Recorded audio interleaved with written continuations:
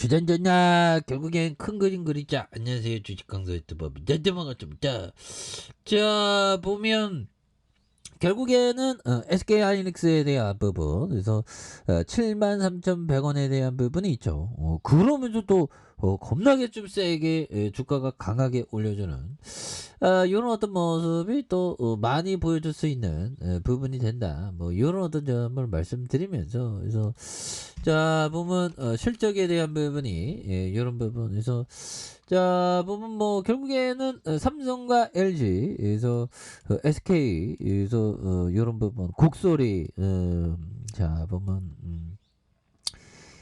조금 좀 낮아질 수 있어요. 보면 이게 다 누구 때문인가? 이게 푸틴 때문인가? 보면 근데 금리 인상에 대한 부분도 좀 어느 정도는 또 이제는 좀 진정될 만한 그런 어떤 부분이 또 나오지 않을까라고 생각을 하고요. 그래서 부동산 규제 완화에 대출, 은행 대출 문이 늘었지만 높은 금리에 깜짝. 그래서 자 시장에서 좀 선도적으로 대응을 해야 되겠죠. 그래서 부동산 규제 완화에 은행 대출 문의가 늘었지만 높은 금리에 깜짝 놀란다. 그래서 서울 규제 지역이 대거 해제되면서 LTV 70%를 상향하는 이런 부분. 그래서 은행 주담대 금리가 최고 8%대까지 뛰어 이렇게 오르는 소득기준 규제도 여전한 부분이 되겠죠. 그래서 정부의 부동산 규제 완화 조치가 시행되면서 시중은행에 새로운 대출을 받을 수 있는지의 문의에 대한 부분. 그런데 뭐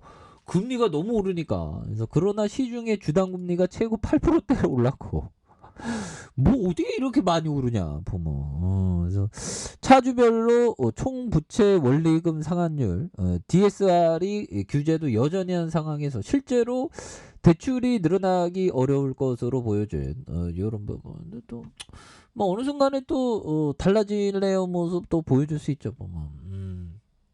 그렇게 해서 자 여는 의장이 금리 추가 인상 필요해. 그만 올려라 좀 제발 좀 보면 힘들어 죽겠네. 그래서 인플레이션 얼마나 빠르게 둔화할지, 미 연준이 얼마나 적극적으로 대응하는지를 중요하게 생각해야 된다는. 그래서 높은 금리 임금 때문이 아닌 높은 수요와 러시아의 우크라이나 전쟁으로 인한 공급망 차질 때문에 인플레이션이 급등을 했다. 그래서 22년에 가격과 이익, 임금 모두 상승하면서 수요가 높아진, 그래서 공급 차질로 인해 수요와 공급 간의 불균형이 일어난 부분이 되겠죠. 그래서 미 연준이 금리를 인상하면서 수요 둔화를 불러일으켰고 수요와 공급 간의 균형을 맞춰야 하는 이런 어떤 부분. 그래서 미 연준이 금리를 조기에 인하는 인플레이션 다시 상승할 것이라는 그런 어떤 부분. 그래서 이런 부분에서 뭐 착착착 이렇게 좀 나와준 그런 어떤 모습이 또 많이 또 보여줄 수 있는데 보면 그래서 뭐 시장에 대한 부분 뭐 SK 하이닉스 뭐 돈 잘 벌잖아 보면. 그래서 SK 하이닉스 뭐 옛날에도 뭐 형들아 옛날에도 뭐 보면 이게 뭐 불똥이 나올 때도 이때도 그래 마찬가지야. 이때도 막 안 돼요 안 돼요 안 돼요 했는데 15만 원 갔는데 그런 느낌. 그래서 지금도 뭐 조금 뭐 반도체 한파라고 하는데 아니 지금 자율주행 뭐 4차 산업혁명에서 반도체 없으면 못 살지 보면. 그렇게 해서 자 보면 AMD 회장 반도체는 우리가 하는 모든 것의 중심이다. 그래서 초당 12조의 인공지능 AI 작업하는, 그래서 미국 반도체 기업 AMD의 리사수 회장이 세계 최대 가전 IT 박람회 CES 2030에서 기조연설에 나섰던. 그래서 개막을 하루 앞두고 리사수 회장은 엑스포에서 열린 기조연설에서 팬더밍으로 칩은 우리가 하는 모든 것의 중심이 된다. 그래서 기술은 점점 똑똑해지고 정교해지고 그리고 앞으로 이게 자본이 엄청나게 투입해지는.